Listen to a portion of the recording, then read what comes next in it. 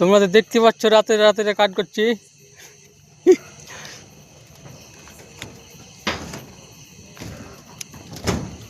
এই যে মিস্ত্রিকে ভোক লেগে গেছে,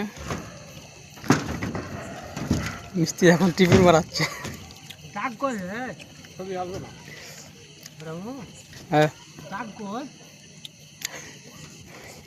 এই জায়গায় আমাদের মিস্ত্রি খাচ্ছে। আর এই যে রাত্রেবেলায় রড বানা হচ্ছে, এদিকটা দিনে দিনে হয়ে গেছে, রাত্রেবেলা বানছি।